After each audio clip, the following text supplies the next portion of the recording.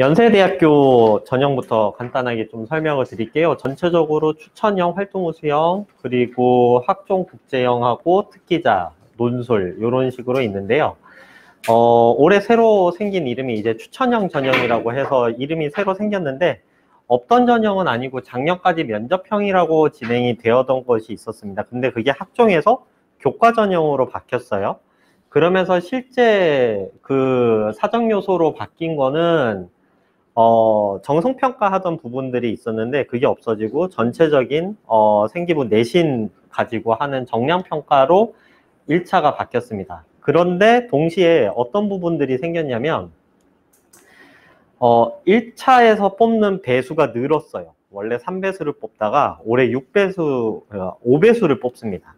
그래서 5배수로 늘어나면서 면접의 영향력이 굉장히 커졌기 때문에 사실은 면접형에서 추천형으로 이름은 바뀌었는데 올해가 더 면접의 영향력이 훨씬 더 커진 그런 전형을 새로 도입하게 됐고, 그리고 나머지는 전반적으로 정시 인원을 많이 늘리면서 학생부 종합전형 인원이 줄어드는 모습을 좀 보여주고 있고요. 그리고 국제 전형에서는 요거는 이제 언더우드만 포함을 하고 여기서는 하스만 지원을 하실 수 있어요. 국내고는. 이게 해외고 TO까지 포함이 되어 있어서 그런데 국내고 같은 경우에는 이제 완전히 학종하고 특기자하고 구분된 채로 진행이 되고 있습니다. 그래서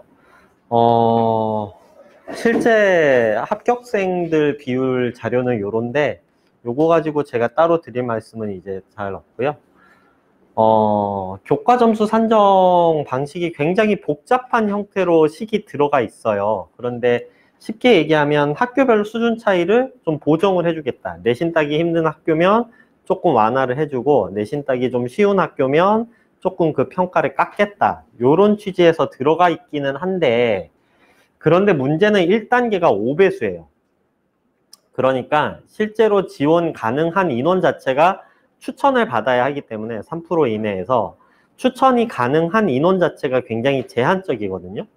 그런데 그 와중에 1단계에서 5배수 학생들을 뽑기 때문에 실제로 추천을 받는 거를 고려하면 교과보다는 2차 면접이 당락에 굉장히 중요할 수 있다 라고 하는 점들을 생각을 해주시면 될 것 같고요.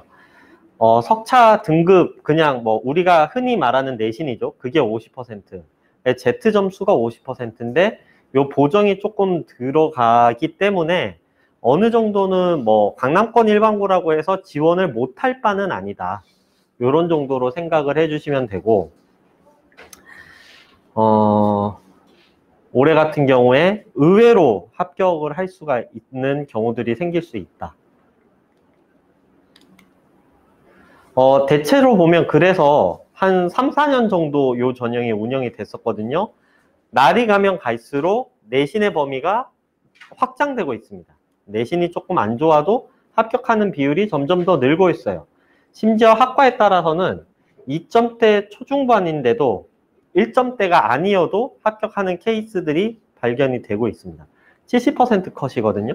근데 뭐 2.0 이거는 그러면은 뭐 신학과 같은 아주 특수한 과 아니냐라고 생각을 하실지도 모르겠는데 신학과가 낮긴 해요. 2.4 70% 컷이. 그런데 2.0인 과가 무슨 과냐면요. 경제학부입니다. 예, 1.8인 과가 영어영문학과예요. 아니, 인기과임에도 불구하고 아까 말씀드렸던 어떤 보정되는 포인트들 그리고 1차 배수가 굉장히 넓게 뽑히기 때문에 면접을 잘 보았을 경우에 뒤집히는 경우가 은근히 가능하다라고 하는 말씀을 좀 드릴 수 있을 것 같고요. 내신 범위는 서울대 직윤하고 그래서 많이 동기화되고 있습니다. 어느 정도 잘 보기는 해야 돼요. 활동우수자 전형, 이게 연대에 가장 많은 인원을 뽑는 학생부 종합전형인데도 불구하고 인원이 전체가 540명이고 이 중에 문과는 또 절반밖에 안 돼요. 서울대 문과 학생부 종합전형으로 뽑는 인원이 직윤 일반 합쳐가지고 1000명이 훨씬 넘어가거든요.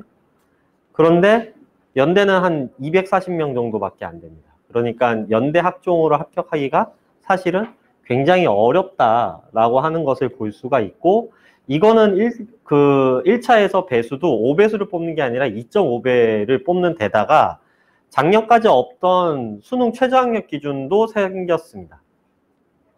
그래서 올해 사실 가장 합격하기 힘든 전형을 골라봐라, 스카이 입시에서 라고 하면 연대 활동우수자 전형이에요. 거기에다가 이 전형의 특징이 뭐냐면 외고 애들도 많이 지원을 하고요. 그리고 일반고도 적지 않게 지원을 해요. 그리고 실제 합격 결과도 외고하고 일반고가 섞여서 합격을 합니다. 이게 뭐 어느 한쪽으로 완전히 기울은 전형이 아니다 보니까 어떤 일이 발생하냐면 경쟁률이 굉장히 높아요. 일반적으로. 모두 다 될 것 같진 않지만 안 쓰긴 아깝다? 이런 마음으로 쓰는 전형입니다. 그래서 전체적으로 보면 학과에 따라서는 외고 학생들이 은근히 많이 들어가 있다. 그래서 요 내신만 보고 나는 일반고 2점 중후반인데 2점 중후반이면 쓸 수 있네? 라고 썼다가 낭패 볼 수도 있는 그런 전형이다라고 하는 점 참고를 해주시면 좋을 것 같고요. 한 25% 정도, 30% 가까이는 외고 학생들 비중이 충분히 차여져 있는 그런 전형이다라고 하는 부분들이 그냥 너무 일반고 전형이다라고만 생각을 많이 하셔가지고 좀 말씀을 드렸습니다. 그래서 서울대 일반 전형이랑 동기화가 많이 되고 있다. 예. 연대의 이야기, 연대를 한마디로 이렇게 특징 짓자면 서울대하고 가면 갈수록 점점 더 비슷해지려고 그런다. 적어도 수시면에서는. 예, 정시를 가장 많이 뽑는 학교, 한 50%를 정시로 뽑는 학교인데 수시만 놓고 보면은 서울대랑 구성이 점점 더 비슷해져 가고 있습니다.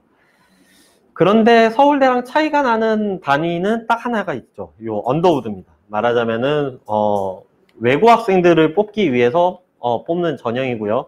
실제로 합격 내신도 한 3점 중반에서 후반 정도, 그리고 4 중반을 넘어가면은 사실은 조금 어려운 것 같아요. 그런데 문제는 이런 거예요. 그러면 나는 2 중반이니까 언더우드는 얼마든지 충분히 합격하겠네? 라고 생각이 안 된다라는 거예요. 문제는 뭐냐면 언더우드가 면접에서 변별이 굉장히 많이 됩니다. 그래서 옛날에는 1차에서 5배수를 뽑았고요. 요즘은 3.5배수 정도를 뽑습니다. 은근히 1차에서 많은 배수를 뽑는데 1차에서 요 정도 배수를 뽑아서 생기는 문제가 뭐냐면 연대 언더우드가 충원율이 다른 전형에 비해서 그렇게 높지가 않아요. 그러니까 다른 과 뭐 깨놓고 얘기하면 서울대로 많이 뽑혀가지가 않습니다. 서울대 지원 가능한 친구들이 언더우드를 쓰는 경우가 외고 정말 최상위권 친구들은 잘 안 써요. 그러다 보니까 충원율이 조금 떨어지다 보니 은근히 2등급 후반대에서 떨어지는데 3등급 중반대에서 합격을 하고 이런 경우들이 굉장히 많이 생기게 됩니다. 2차 면접이 그래서 언더우드에서 상당히 중요하다. 라고 하는 말씀을 좀 드리고 싶습니다. 연대 입시 전형을 올해 거를 종합하면 쉽게 말하면 이런 게 있어요. 이론상으로는 중복 전형이 5개까지 돼요. 논술도 쓰고 교과도 쓰고 종합도 쓰고 특기자도 쓰고 등등 해가지고 5개까지 되는데 방금 설명을 드렸다시피 내가 어떤 고교 유형을 다니느냐, 외고냐 아니면은 일반고냐 이거에 따라서 쓸 수 있는 게 딱 정해져 버려요. 그 일반고면 사실은 언더우드를 못 쓰는 겁니다, 거의. 그리고 외고면 교과 전형은 거의 못 쓰는 거예요. 그러다 보니까 논술을 제외하면 사실상 자신이 쓸 수 있는 전형 종류가 한 개로 그냥 특정돼 버립니다.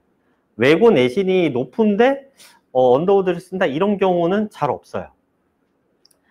그래서 그러다 보니까 어떤 수시 조합을 생각을 하더라도 사실은 올해 연대 입시에서는 가장 큰 문제가